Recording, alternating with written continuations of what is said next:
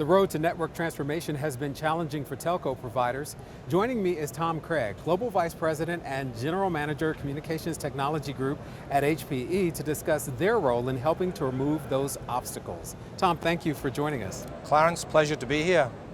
So what do you think are the main problems that telcos are facing today? I think they have many challenges, but top of mind, and having been 31 years actually working in the telecommunications businesses themselves, I think that I'd say revenue growth, finding new source of revenue growth, one of the biggest challenges today. And that's despite the fact that through the pandemic, the world has never been more reliant on telecommunications to function. I think two, given revenue is a challenge, there's a continued pressure on cost efficiency, both in the CapEx that's been invested, but also in the efficiency of how they run and operate their networks and operations. So always looking to find leaner ways to operate and deliver service to their customers. And I think third, sort of linked to the two above, is finding capital to invest in new sources of service creation to find and stimulate new revenue growth. And given those challenges, what paths have you seen telcos taken to be able to meet those challenges? Yeah, I think there are many. I think that on meeting the kind of needs for new service creation, in the sector it's seen that, I think STL Partners that we did a study with said that on average, around about 3% of the telco turnover is invested in genuine new service creation.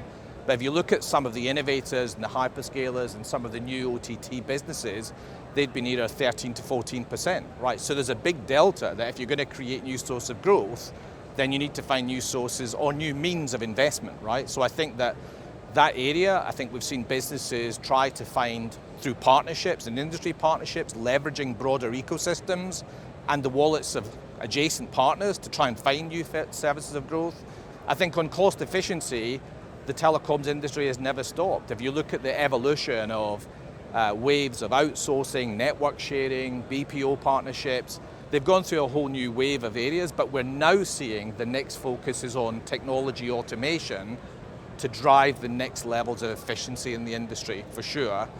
And on CapEx, also for investment, for new service creation, again, I think they're looking at methods of matching what they pay partners for cost, finding ways to match that to revenue and income in a much more granular way is going to help them overcome some of these hurdles of new services to market. So what is HPE's vision for telco providers? In one word, automation.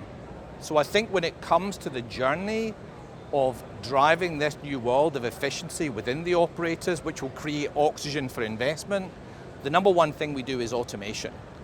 And we do that because we have a deep history in IT and compute, but also 30 years in OSS and software in the telecoms industry that I think can bring this new era of innovation and automation to the sector.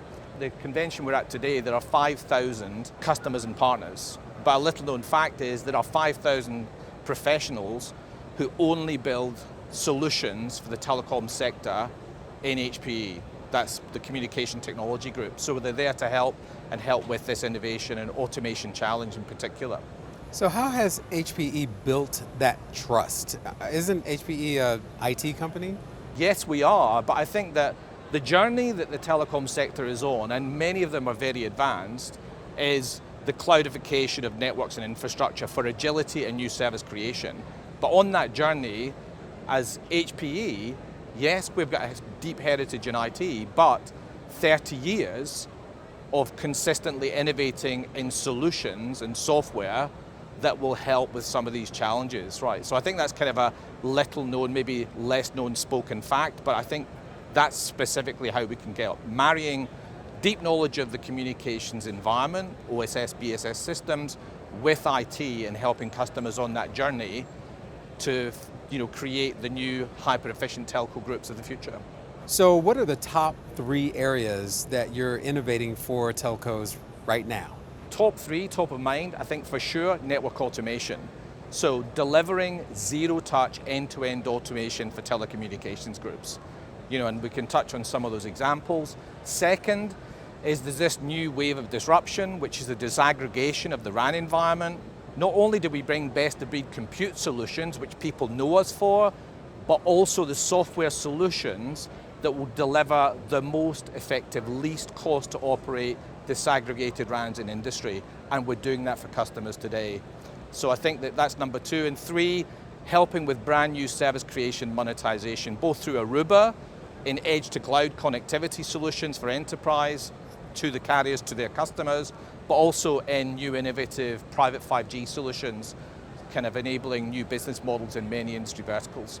Tell us some examples that you have of doing all of the above, or pieces of those for different telcos. Not all of them. In the limited time, I'll try my best. But I think on automation, I think there are case studies in every country of the world where we've used our technology for automation, right? So I think in the US, the largest vRAN deployment in the world today, so this disaggregation of the RAN, powered by HPE's automation technologies to make that a reality. Without it, huge administration, manual process and overhead, fully automated through technology called orchestration, delivered by HPE.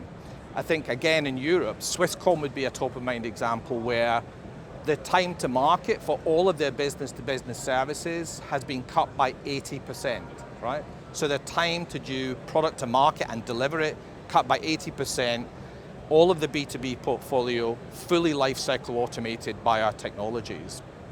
So there's many, many examples around the world of where automation is something we're delivering as a reality. Many in industry talk about zero-touch automation, but I'd say today we are a benchmark leader in delivering it.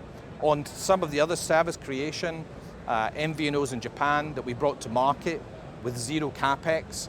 So this idea of new business models, leveraging the partner's wallet, we're saying let's use GreenLake to bring a new MVNO to market with a tier 1 Japanese operator, fully on the GreenLake platform, fully as a service.